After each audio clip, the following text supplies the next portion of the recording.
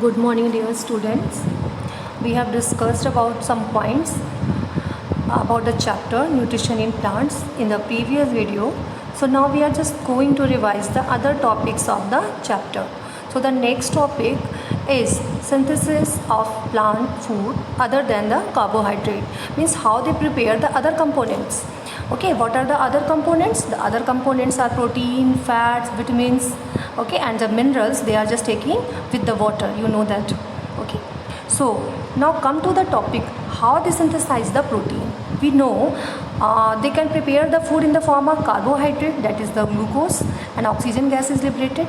But carbohydrate, I have told you, carbohydrate is not having the nitrogen. What is the formula of carbohydrate?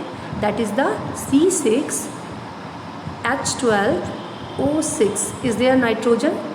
Okay, N is absent. Okay, so protein is a nitrogenous substance. And how they get the nitrogen? To prepare the protein, they get, okay, they need the nitrogen. And from where they get the nitrogen? They get the nitrogen from the soil. Why I am saying they get the nitrogen from the soil? It is present in the atmosphere. Actually 78% nitrogen is present in the atmosphere, but they are not able to take, means plants are not able to take the nitrogen in the gaseous form. They can take nitrogen only when it is fixed in the soil, and they just take nitrogen with the water. Okay, and why? Because they can't use in the same way your mother is cooking rice or food. Okay, when it is not cooked, if you are eating the vegetable or the cereals, you are not able to digest them. Okay, and after that cooking, when you are just eating the things, you can digest it. In the same way, the plant can't take the atmospheric nitrogen. They are not able to take.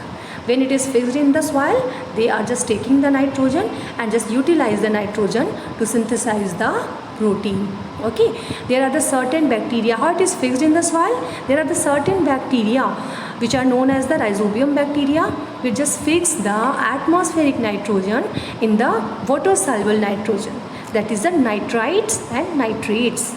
Okay, and the plant take the nitrogen in the form of nitrates and nitrites with the water and utilize it to form the protein, or you can say synthesize the protein. Okay, so how they synthesize the protein? Now you know that. Okay, and how they synthesize the fat? They convert the carbohydrate. Okay, they convert the carbohydrate, that is the glucose they form during the photosynthesis. They convert the carbohydrate in the form of fat and store them. The seeds of some plant like the mustard, like the sunflower. Okay, you know that sunflower seeds also gives the oil. Mustard seed also gives the oil.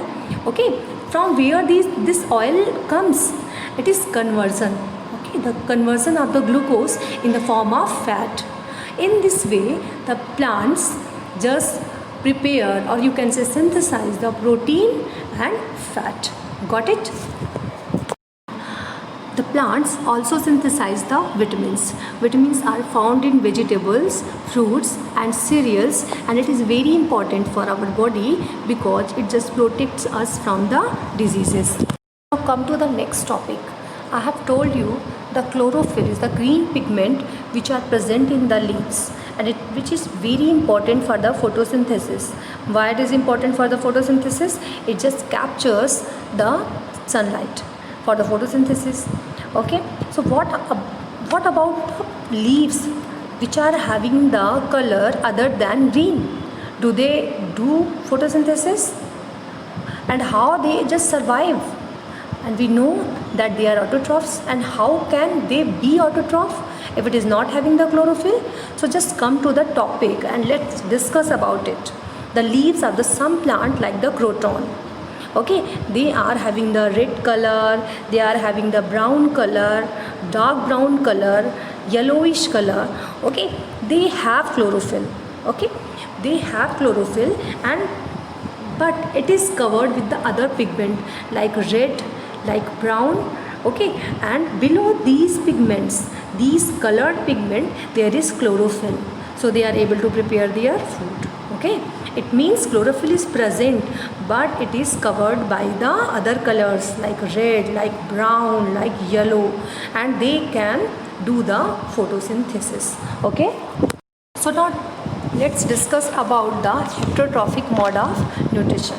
And I have told you the heterotrophic mode of nutrition, the mode of nutrition in which an organism cannot make its food from the simple substances but obtains ready-made food made by the green plants. Directly or indirectly is called as the heterotrophic nutrition, and organism having the heterotrophic mode of the nutrition are called as the heterotrophs.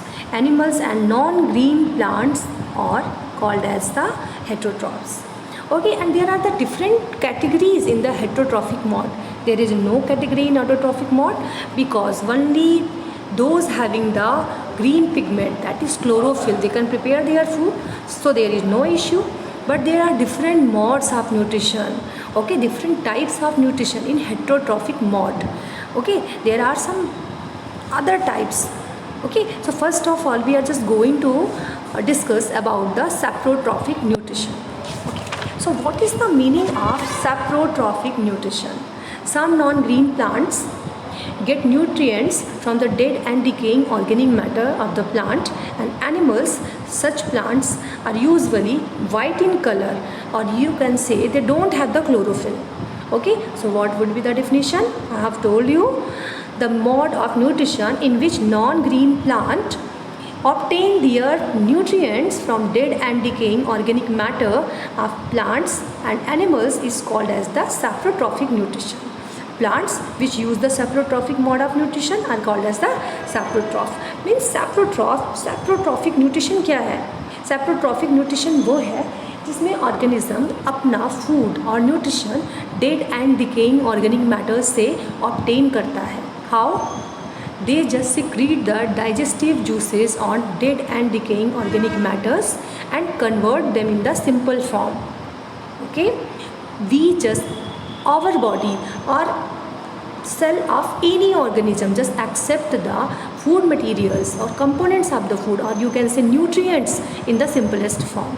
So it just convert in the simple form by secreting the digestive juices, and after that it just take it as the nutrient. And the best example, that is mushroom. Okay, and the other example, there are some fungus, that is bread molds. Okay, so they don't have the chlorophyll, so they are just taking the other modes. Okay, by other modes they are just taking their nutrition. So that is an example of heterotrophic mode of nutrition, that is saprotrophic nutrition. It is a category. The saprotrophic nutrition is the category of heterotrophic mode. Okay, in the heterotrophic, you know, they just take the food from the others, and in the saprotrophic mode they just take the food from dead and decaying organic matters. This is the category. Okay, the second category of the nutrition is the parasitic nutrition. Okay, what is the definition of the parasitic nutrition? The mode of nutrition in which some plants live in or on the body of other living organism and get their ready-made food from them is called parasitic nutrition. Why they are taking the food from the other organism? Because they don't have chlorophyll. They can't prepare their food. They are not able to prepare their food.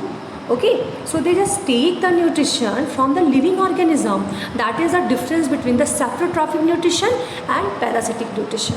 You know that. We are just revising this chapter now. So you know that. Saprotrophic mode में क्या था? They just take the nutrition. They are non-green. And parasitic mode, they are also non-green.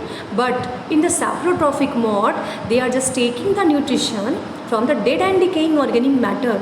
Okay. But in the parasitic mode, they just take the nutrition from the living organism.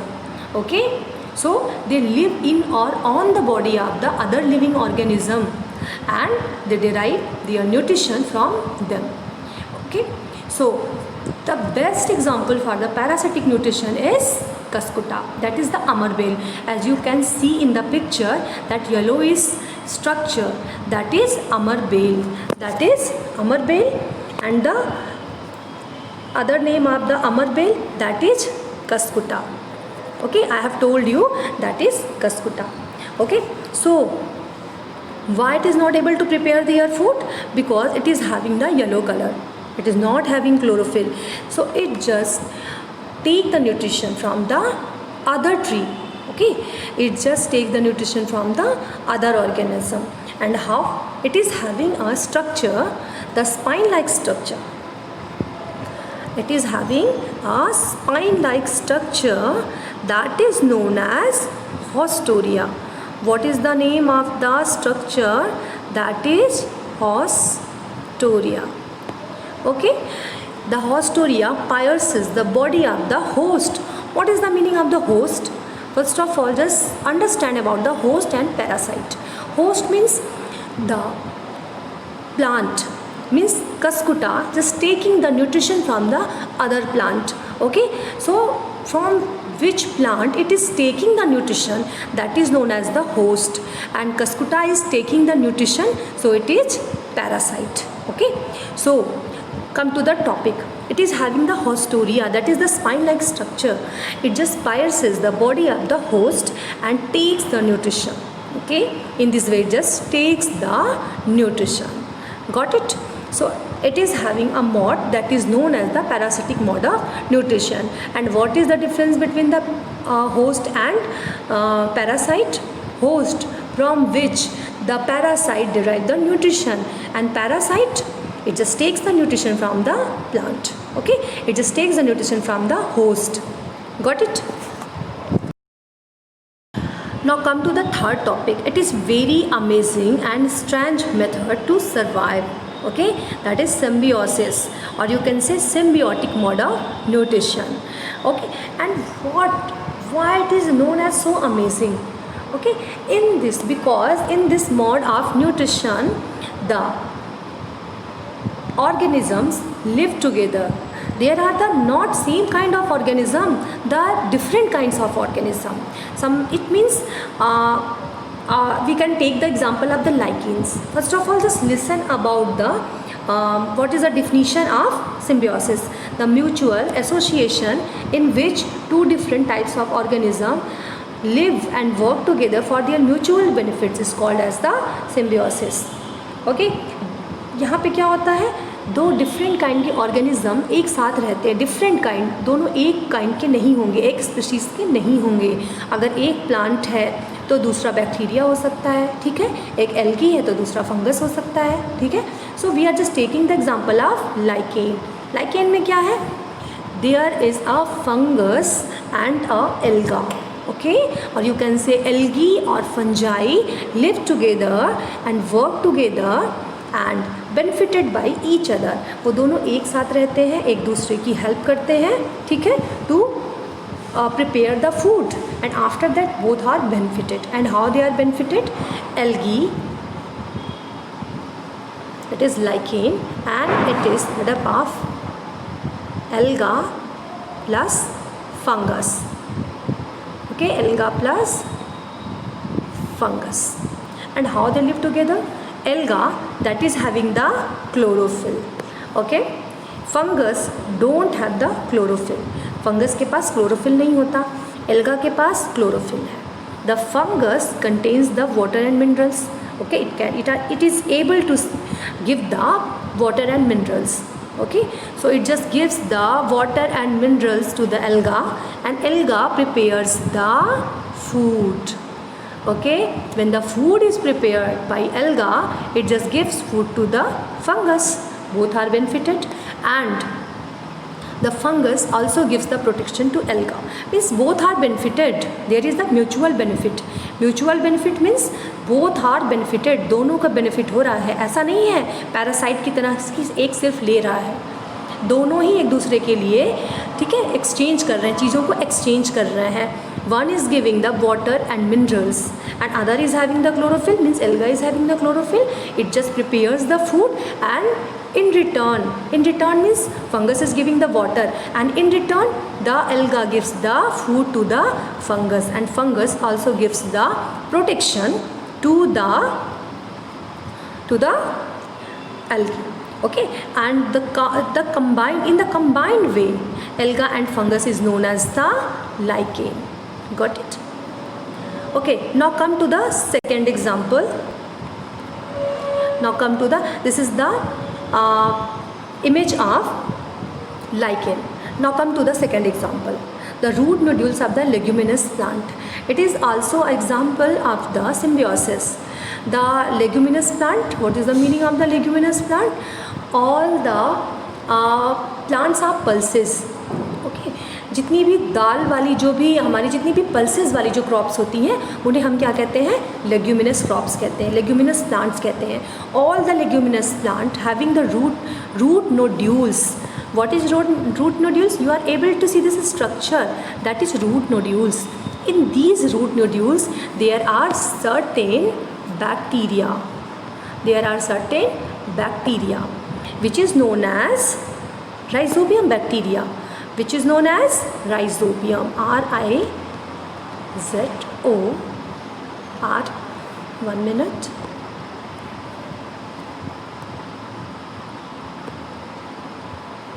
That is rhizobium bacteria. Okay, rhizobium bacteria lives in the root nodules of the leguminous plants.